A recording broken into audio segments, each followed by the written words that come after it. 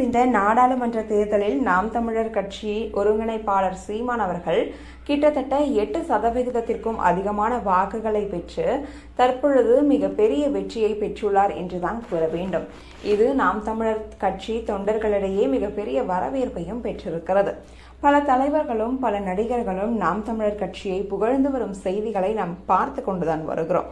அது மட்டுமல்லாது பல தலைவர்களும் தற்பொழுது நாம் தமிழர் கட்சியிடம் நாம் ஜாக்கிரதையாக இருக்க வேண்டும் என்ற ஒரு செய்திகளையும் வெளியிட்டு வருகின்றனர்.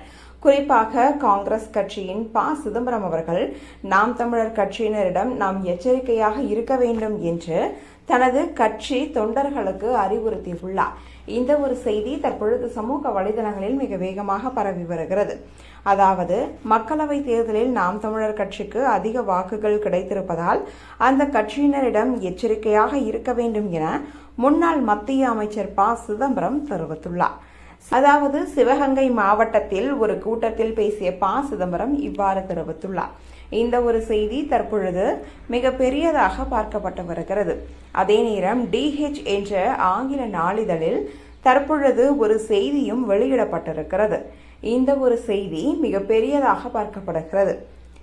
NTK, a Tamil Nationalist Party, comes a long way with a rise in vote share என்ற இந்த ஒரு தலைப்பில் செய்தியானது வெளியிடப்பட்டுள்ளது. தற்பொழுது தமிழகம் மட்டுமல்லாது இந்திய அளவிலும் நாம் தமிழர் கட்சி ஒருங்கிணைப்பாளர் அண்ணன் சீமான் அவர்கள் மிக பெரிய கட்சியாக இருக்கிறார் என்பதில் எவ்வித மாற்று கருத்துமே கிடையாது. நாம் தமிழர் கட்சி தற்பொழுது இந்த ஒரு 8% வாக்குகளை பெற்றிருப்பதால் தற்பொழுது மாநில கட்சி என்ற ஒரு அந்தஸ்தையும் பெற்றுள்ளது.